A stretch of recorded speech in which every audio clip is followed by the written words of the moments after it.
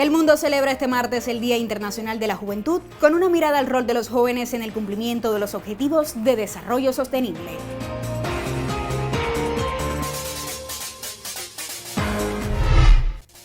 Presidente cubano Miguel Díaz-Canel Bermúdez tuvo un encuentro con el ministro de Justicia de Vietnam, Nguyen Hai Ninh, quien realiza una visita de trabajo a la mayor de las Antillas.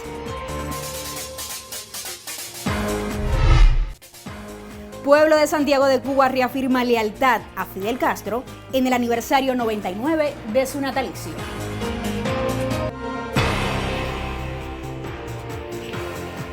Desde La Habana reciba nuestro saludo. Yo soy Claudia Odet y le invito a que me acompañe durante los próximos minutos de información.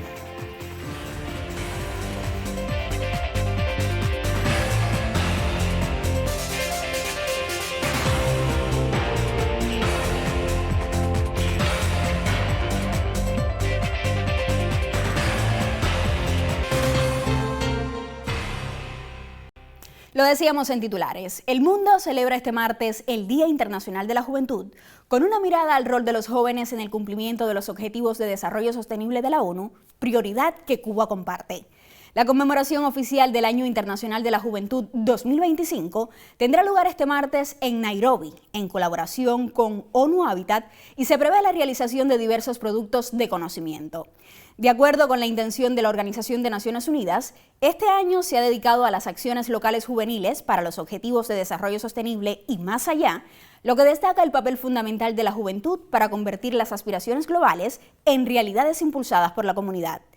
En el contexto de la celebración, Cuba despliega actividades veraniegas con la participación de sus jóvenes y elevó recientemente a rango de ley un Código de la Niñez, Adolescencias y Juventudes que amplía el marco legal para la protección, el desarrollo y la participación de las personas de 0 a 35 años de edad. La Cancillería de la Mayor de las Antillas se sumó al festejo y reafirmó la importancia de este grupo etario en la protección de la soberanía nacional. Asimismo, agregó en su cuenta en la red social X que la juventud cubana es heredera del legado de nuestros héroes y mártires en la construcción de la Cuba que soñamos. Y diplomantes cubanos se formaron en varias especialidades médicas junto a colaboradores que laboran en centros de salud de la República Bolivariana de Venezuela. La graduación se realizó en la Escuela Latinoamericana de Medicina con sede en Caracas. Desde allí amplía la información la colega Mayelín del Sol. Concluyeron el entrenamiento que les posibilitó el desarrollo de competencias profesionales para vincularse a las dinámicas de la asistencia que brinda la colaboración médica cubana en Venezuela. En un periodo de 8 semanas complementaron los conocimientos sobre las especialidades en las cuales se desempeñarán próximamente. Durante esta nueva promoción de diplomantes se reconoció la integralidad de los más destacados. El saber nunca está de más, ¿no? Y entonces, ha sido desde que llegamos aquí al país el día 7 de junio, todo ha sido maravilloso con los profesores, la atención totalmente al colaborador en sí, la llegada a la casa, al CDI, todo ha sido muy bueno. Esto ha sido una experiencia maravillosa porque a través de esta especialidad nosotros podemos tratar de reincorporar a aquellos pacientes que principalmente sufren de secuelas de enfermedades. Le poníamos prácticas con casos reales y cómo ellos accionaban como tal. Y bueno, eso lo hizo cambiar mucho la forma de actuar, la forma de ver al paciente. Nosotros le explicábamos que el intensivista tiene entre sus características el manejar mucho lo que es la fisiología, manejar mucho lo que es la anatomía, para poder entender todo lo que el por qué hacemos una técnica determinada, por qué hacemos una terapéutica determinada. Tanto en las horas de docencia formales como las informales, evacuando dudas, haciendo práctica, porque la medicina física y la rehabilitación es una especialidad muy práctica que demanda mucho examen físico de todos los sistemas, principalmente del sistema osteomiarticular, del sistema neurológico, y requirió mucho esfuerzo, no solamente de los profesores, un esfuerzo inmenso por parte de los estudiantes. Para algunos fue difícil porque el diplomado es fuerte. En conjunto pudimos sacar adelante el mismo con buenos resultados. Agradecerle a los profesores que siempre estuvieron al pendiente de cada uno de nosotros con sus experiencias, sus consejos y el resultado se vio. La graduación se dedicó al líder de la Revolución Cubana en el aniversario 99 de su natalicio. Es la continuidad del legado de Fidel en los aportes de la colaboración médica cubana para el mundo. Desde Venezuela reportamos Adrián Almagro y Ariel Castillo y Mayelín del Sol, Cubavisión Internacional. Primera pausa informativa en la presente emisión de Cuba Noticias. Usted no se aparte de la sintonía. Continúe con la señal de Cubavisión Internacional.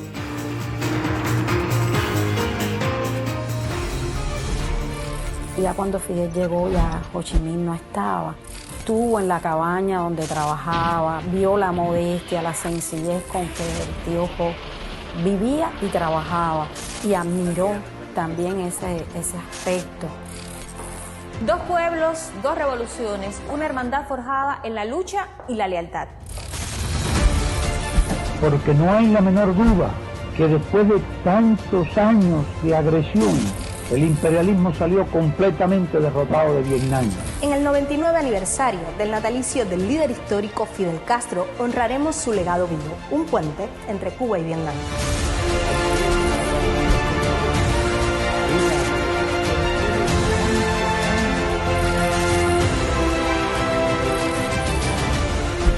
No te pierdas un viaje único por el pasado, el presente y el futuro de Cuba y Vietnam. Una producción entre Cubavisión Internacional y Media 21, desde La Habana hasta Hanoi. Fidel fue el primer y único jefe de Estado que estuvo en zona de guerra. Porque hay amistades que no se miden en años, se cuentan en historias. Y lo decíamos en titulares, el presidente de la República de Cuba, Miguel Díaz-Canel Bermúdez, tuvo este lunes un encuentro con el ministro de Justicia de Vietnam, Nguyen Hai Ninh, quien realiza una visita de trabajo a la mayor de las Antillas. Más detalles en el siguiente reporte. Su visita a La Habana es parte del intercambio sistemático entre los gobiernos, partidos y pueblos cubanos y vietnamitas, expresó el presidente de la República, Miguel Díaz-Canel Bermúdez, a Nguyen Hai Ninh, ministro de Justicia de la República Socialista de Vietnam, al darle la bienvenida en el Palacio de la Revolución. Vínculos, precisó el mandatario, que se han consolidado en los últimos tiempos tras la visita a Cuba el pasado año del secretario general del Partido Comunista de Vietnam, To Lan, y de recientes intercambios al más alto nivel entre los dos países. Dentro de todo este desarrollo de relaciones que tenemos en varios ámbitos muy importantes, su presencia en Cuba, porque también demuestra que en el intercambio entre las experiencias del ejercicio de la justicia en nuestros procesos de construcción socialista, también hay una importante relación que se ha fortalecido en los últimos años con los sistemáticos intercambios que existen y que ahora marcan un hito importante con su visita, con la firma del convenio que ustedes han realizado en el día de hoy. Yo creo que ustedes han tenido un importante intercambio en la manera en que desarrollamos los procesos de creación normativa en nuestros respectivos países, el papel de la justicia en la construcción socialista en nuestros procesos. Por su parte, el ministro de Justicia de la República Socialista de Vietnam agradeció al jefe de Estado cubano por la posibilidad de este intercambio a pocos meses de que ambas naciones celebren el aniversario 65 del establecimiento de relaciones diplomáticas. En otro momento del diálogo, Nguyen Hai Ninh manifestó a Díaz-Canel su satisfacción por haber cumplido con éxito su agenda de trabajo en La Habana. Nuestra visita tiene como objetivo en el día de hoy tener un encuentro de trabajo con los compañeros del Ministerio de Justicia y firmar un convenio de colaboración, de asistencia técnica. Las conversaciones con el ministro fueron exitosas y logramos ya firmar ese convenio de colaboración. Este hecho es un cumplimiento de las indicaciones emanadas por el compañero secretario general del partido en su visita reciente a Cuba. Y también es un gesto para a conmemorar el 65 aniversario del establecimiento de las relaciones diplomáticas y el año de la amistad Vietnam-Cuba. El presidente cubano destacó durante el encuentro que el excelente estado de las relaciones bilaterales entre Cuba y Vietnam tienen su génesis en la amistad y el cariño entre los líderes históricos de ambos pueblos y en la hermandad en la lucha contra el imperialismo y a favor de la paz. Y es momento en la presente emisión de Cuba Noticias de conocer cómo se comportarán las variables meteorológicas para las próximas horas. Por eso hacemos contacto vía telefónica con la máster en ciencias, Ailín Justiz. Saludos, Ailín.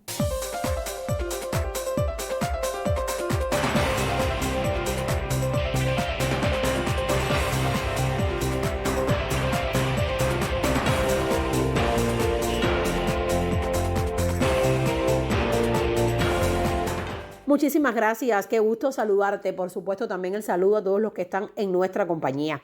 Les comento que sobre aguas del Atlántico Oriental tropical se localiza todavía la tormenta tropical Erin con vientos máximos sostenidos de 75 kilómetros por hora. Se está moviendo al oeste bastante rápido, a unos 37 kilómetros por hora. Es un sistema que se localiza a unos 2.800 kilómetros al este del grupo norte del arco de las Antillas Menores. Debe disminuir en las próximas horas su velocidad de traslación y no representa peligro alguno para Cuba. Aún así, el Centro de Pronósticos del Instituto de Meteorología mantiene una estrecha vigilancia sobre la evolución de este sistema por su posición y por la época del año. Mientras tanto, en el archipiélago cubano continúan las condiciones favorables a las precipitaciones. Como ven en la imagen del satélite meteorológico, hay una baja en la altura justo sobre el mar Caribe, de ahí la abundante nubosidad precisamente en esa área geográfica. Eso aporta humedad y ciertas condiciones de inestabilidad, y en combinación con otros factores pues generan numerosos chubascos, lluvias y tormentas eléctricas que durante estos días han estado más concentradas en occidente y centro, y así de similares van a continuar las condiciones del tiempo durante esta próxima jornada de miércoles. En los destinos turísticos de la región occidental, sol y algunas nubes en las primeras horas del día, y por la tarde el incremento de la nubosidad y de las lluvias, sobre todo en los destinos turísticos de Viñales, aquí en la capital, y en la península de Varadero. En menor medida para la costa sur, donde será baja la probabilidad de precipitaciones.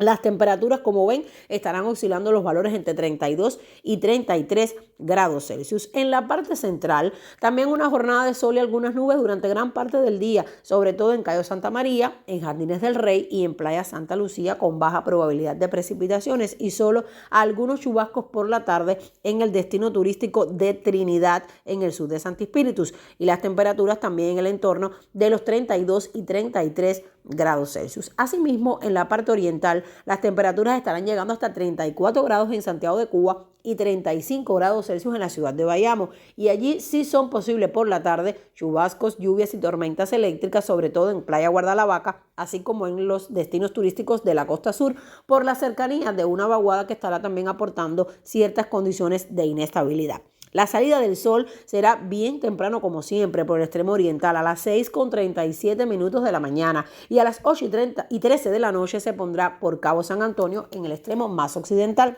La luna sigue transitando su fase de luna llena. Así que, ya usted sabe, jornada de miércoles en el archipiélago cubano de chubascos, lluvias y tormentas eléctricas, sobre todo en occidente y también en los destinos turísticos de la región oriental. Yo regresaré en otra emisión. Hasta entonces, como siempre, disfrute de su destino Cuba y tenga una excelente jornada.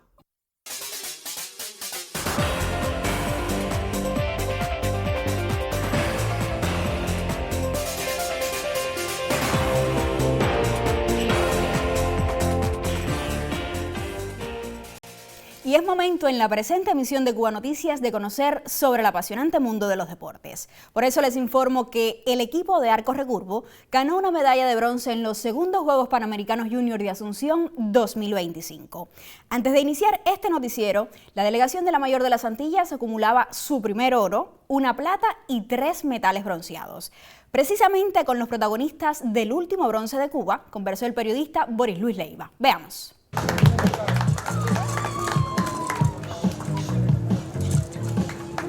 La emoción es demasiada, la verdad, muchísima la emoción, y nos hemos preparado para esto, pero la verdad estamos un poco impresionados y muy felices. Nada, la algarabía que se siente en este momento es inexplicable. Solo lo vamos a saber nosotros y nuestros atletas, que fuimos los que dejamos cada minuto y cada flecha en el terreno, y nada, a disfrutar ahora esta medalla. ¿Qué estrategia siguieron contra estos rivales de Bermudas? Incluso tú, que ya lo habías topado con uno de ellos antes. Nada, mantener la concentración es lo más importante. Este deporte es un deporte mental, más que técnicamente, y apoyarnos entre los dos. Eso creo que fue lo más importante. Y disfrutar el evento. Sobre todo eso. Eso es lo principal, lo disfrutamos como ninguno. Creo que fue el partido que más disfrutamos, y nada, salió el resultado. En ese momento que uno está en la línea de tiro, siempre vas a saber que hay un atleta olímpico, pero cuando estás tirando flechas todos somos iguales. Todos somos arqueros, no importa implemento, no importa flecha, no importa nada. Lo que vale es tener la fuerza mental para poder hacer bien, ejecutar el disparo y que todo salga. Fue algo inesperado para todos, creo que fue uno de los momentos más épicos de esta competencia, que la isla cubana le haya ganado al Gran México, que son los anfitriones en esta competencia. Y nada, y aquí estamos. ¿A quién le dedican entonces esta medalla de bronce? Al pueblo cubano y a todos los que nos han apoyado en este momento tan especial, a todo el pueblo cubano. Principalmente a mi familia y nuestro colectivo de entrenadores y representantes que nos han tenido siempre presentes, y el pueblo cubano nunca se queda detrás. El pueblo cubano siempre está apoyándonos en las redes sociales, ya que no estamos en Cuba, y están ahí apoyándonos siempre. Bien, realmente es una emoción muy grande, estamos muy contentos, una alegría que no se sabe cómo explicar. ¿Cuál fue la estrategia que siguieron el Aimis y Abraham en este duelo contra Bermudas? Pues la principal estrategia fue que fueran ellos mismos, estar tranquilos, trabajar en su tiempo, en calma y hacerlo bonito, hacerlo lindo. Yo les dije que no lo hicieran perfecto, que no buscaran nada de lo que no supieran hacer, simplemente hacer lo que ellos saben hacer y hacerlo bien bonito. Sí, ya en clasificatoria argentina Abraham por lo menos lo había visto, en estos días en campamento nosotros estuvimos haciendo una semana antes acá, también los vimos y nada, sabíamos que era asequible y que podíamos ganar. Eso tiene un valor tremendo. O sea, yo conozco la historia del tiro con arco de Cuba desde hace muchísimos años, y realmente desde el año 2011 no se ganaba una medalla en Juegos Panamericanos de ningún tipo. Y estos muchachitos que han hecho tremendo trabajo. Ganador de la medalla de bronce es Cuba en el clasificatorio en Buenos Aires, porque Abraham está aquí reemplazando al arquero que venía, que se enfermó, y a última hora Abraham pues agarró el arco y entrenó y vino aquí. Y la muchachita no fue ni siquiera al clasificatorio, fue una nueva adquisición que hizo el equipo nacional, y realmente han hecho un trabajo impresionante. Y no solamente por ganar la medalla de bronce, sino contra quienes han ganado la medalla de bronce. O sea, a ellos les tocó, en el ranking quedaron en el 9º lugar. Nosotros disparamos una ronda clasificatoria en la que se suman los puntos del masculino y del femenino, y había 16 países y ellos quedaron 9º. Les tocó contra el 8 en el primer partido, que era Ecuador, y le ganaron sin problema. Cuando van al segundo partido, que era contra el número 1, que era México, donde está Ángela Ruiz, que es medallista olímpica de París, del equipo de México, pues yo creo que nadie pensó que ellos le iban a ganar a México, porque México había disparado un partido anterior de 39 puntos en cada una de las 3 series. Eso quiere decir tirar 10-10, 10-9 en toda la serie. Sin embargo, cuando llegaron al partido de cuartos de finales, pues los cubanos dispararon mejor y hicieron un 6-2 que no esperaba nadie. Yo creo que ahí aseguraron ellos ya este podio. Cuba, de los Juegos Panamericanos del 83, estuvo ganando medallas en todos los juegos, en el 83, 87, 91, 95, en 99, y la última medalla la ganamos en el 2011 en Guadalajara. Yo pienso que esto es una inspiración para el deporte, después de los resultados de Hugo Franco en los Juegos Olímpicos, que hizo un buen papel también, que nuestro deporte en Cuba pues siga obteniendo los logros a los que nos acostumbraron durante muchos años. Yo creo que hay un trabajo tremendo aquí, encabezado por la presidenta de la federación, por Tamara Jiménez, por los entrenadores del equipo nacional, y luego solo nos queda pues felicitarlos nuevamente por este logro, y ojalá que sigan viniendo mucho más. Y de esta manera culmina la información deportiva en Cuba Noticias. Nosotros hacemos una segunda pausa y a la vuelta tendremos otros temas.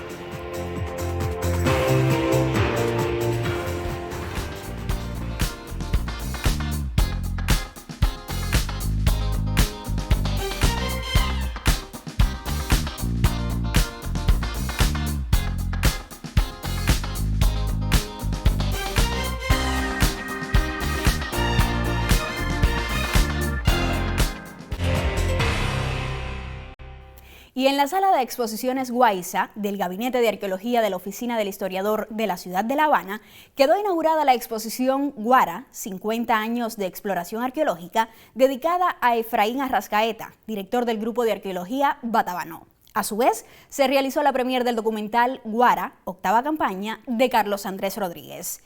La trascendencia de las cuevas y pictografías de la Charca fue revelada por el Grupo de Arqueología de Batabanó. La región pictórica de las Charcas llegó a constituirse en una referencia nacional debido al tipo de representaciones peculiares, complejas y altamente simbólicas en las que sobresalen las escenas que mostraban prácticas cotidianas del pastoreo. La exposición refleja el arduo trabajo de hombres y mujeres que, por amor a la profesión, realizan estos descubrimientos. Las investigaciones asociadas a los contextos arqueológicos encontrados en esas cuevas corroboran la superposición antrópica por más de 3.000 años de varios grupos humanos y culturales en momentos diferentes. Avanzamos con otros temas. El libro Socialismo Cubano, Revolución, Marxismo y Comunicación, de Marslene Pérez, fue presentado este martes en el Centro Fidel Castro Ruz como parte de las actividades por el cumpleaños 99 del comandante en jefe. De la editorial Ocean Sur, el volumen ha sido concebido con ensayos publicados por la autora en el sitio web de Cuba Debate y otros medios. Como un libro apasionante para despertar el sentido crítico y el pensamiento analítico, calificó el intelectual cubano Abel Prieto el libro Socialismo Cubano, Revolución, Marxismo y Comunicación de la profesora titular Marslene Pérez Valdés. Presentado en el Centro Fidel Castro, el texto reúne 18 ensayos de la autora como respuestas a inquietudes conceptuales de sus estudiantes de las clases de Teoría e Historia del Marxismo en la Universidad de La Habana. Hay un tema que es central, que es el pueblo, y precisamente el pueblo que conecta inmediatamente con la idea de Fidel del sujeto de la revolución. Es decir, estos ensayos están alrededor de cuál es el papel del pueblo en el proceso revolucionario cubano, quién es el pueblo, qué hace el pueblo, cómo se construye ese pueblo. Transición socialista, ¿por dónde vamos? Socialismo y juventud o los símbolos que nos rodean, la cultura como campo de batallas, son algunos de los títulos más sugerentes para un diálogo que, según la propia escritora, constituye la esencia misma del libro. Las páginas de Socialismo Cubano, Revolución, Marxismo y Comunicación definen a Fidel y su pueblo y ese pacto social que merece siempre la reflexión de lo que somos. Gisela García Rivero, Cuba Visión Internacional. Y lo decíamos en titulares, Santiago de Cuba sigue siendo baluarte y símbolo de la causa revolucionaria. Fue esta ciudad la que marcaría la vida del líder histórico de la Revolución Cubana, Fidel Castro Ruz. Desde su paso por el entorno del Tibolí hasta su formación cultural y sus luchas en la Sierra Maestra, se confirma el estrecho vínculo entre el comandante en jefe y la ciudad héroe. Nuestra corresponsal Dailin Herrera Bayar nos amplía en la siguiente historia. En una de las barriadas más tradicionales de Santiago de Cuba, el Tibolí, vivió un niño que cambiaría el destino de la nación cubana. Él llegó a esta casa a la tierna edad de 6 años. No era una ciudad cualquiera, ni era un barrio cualquiera. Era la ciudad cargada de una enorme tradición de luchas, de rebeldías, de una tradición cultural. Un barrio que es el Tibolí, que es depositario también de tradiciones, de valores culturales. Desde esta casa, desde este barrio, donde, como dice el hermoso poema de Waldo Leiva, siempre se ve el mar, aquí recibió la influencia de todo ese acumulado cultural y de tradiciones que lo circundaban. La geografía de una ciudad abierta al mar, su gente, sus héroes y luchas, marcaron la vida de Fidel Alejandro Castro Ruz. Cerca estaba el Instituto de Segunda Enseñanza. Fue testigo aquí, siendo muy niño, de las luchas de los estudiantes en los últimos meses de la dictadura de Gerardo Machado y las luchas cotidianas de los estudiantes por sus demandas gremiales y políticas también. Recibía también en la lucha esa contra Machado todos los símbolos y signos de la lucha insurreccional. Por las noches sonaban cerca las bombas, o sea, veía cerca también los indicios de la represión contra el pueblo. O sea, que toda esa tradición le fue entrando de alguna manera cuando vivió en esta casa, luego en sus primeros estudios en el Colegio La Salle, en el Colegio Dolores. Todo eso fue formando el carácter del niño que ya se va formando un carácter rebelde.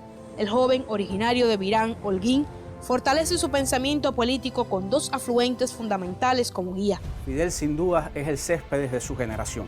El pensamiento de Fidel tiene dos afluentes fundamentales. El primero es, sin duda, la historia de Cuba, teniendo como centro a Martí, otras lecturas, sobre todo con el marxismo, cuando lee las obras de Marx, las obras de Lenin, sobre todo El Estado y la Revolución en el caso de Lenin, las obras más de carácter más político de Carlos Marx, el 18 Brumario, también El Capital. O sea, todo ese pensamiento marxista va conformando la arquitectura ideológica del joven líder revolucionario. Fidel siempre estuvo conectado a Santiago de varias maneras. Fue la ciudad clandestina, el teatro de operaciones de la lucha insurreccional y la del triunfo definitivo de enero de 1959. Durante toda la insurrección va a tener como centro la ciudad de Santiago de Cuba. Es decir, tomar Santiago de Cuba, tomar la ciudad y a partir de aquí expandirse. Esa estrategia insurreccional de Fidel va a sufrir por supuesto, cambios, va a sufrir variaciones en dependencia de las circunstancias como se van desarrollando durante todos esos años de lucha. El líder histórico de la Revolución Cubana admiró al pueblo santiaguero por el respaldo constante, la confianza, sus raíces de lucha que sumaron a jóvenes de la entereza de Vilma, Frank, Raúl Pujols, Renato Guitar y otros tantos que lucharon por la libertad innegociable de Cuba. Tiene muy en cuenta las tradiciones de lucha de este pueblo, del pueblo santiaguero en particular y del oriental en general. Eso lo piensa en el Moncada, eso también lo está considerando cuando el desembarco del Yate Granma, eso lo está considerando cuando planea la Operación Santiago, que es tomar la ciudad de Santiago de Cuba ya en los últimos días de diciembre de 1958, y tiene que ver con algo que él dijo también en los días del Moncada, que él decía que en esta tierra, en esta ciudad en particular, todavía se respiran los aires de la epopeya gloriosa, y todos los amaneceres parece que van a ser los días de Yara o de Baire. En los hijos de la ciudad héroe de la República de Cuba y Orden Antonio Maceo está permanente la enseñanza de Fidel, el comandante, el líder, el símbolo de una ciudad y un país que nos inculcó a no claudicar en la contienda. Otra cosa que enseña Fidel es a contar y confiar siempre en el pueblo, que todas las batallas tienen que darse con el pueblo, teniendo como protagonista al pueblo. Y yo creo que esas son invitaciones permanentes de Fidel y hacen que Fidel no sea para nada, repito, algo del pasado, sino que Fidel sigue naciendo. Fidel, como aquel 13 de agosto, Fidel sigue siendo, como mismo se dijo el Che, Fidel sigue siendo un eterno nacedor. Desde Santiago de Cuba, el camarógrafo Santiago Martí y Dailin Herrera Vallar, Cuba Visión Internacional. Y de esta manera culmina la presente emisión de Cuba Noticias. A usted muchísimas gracias por su atención y hasta un próximo encuentro.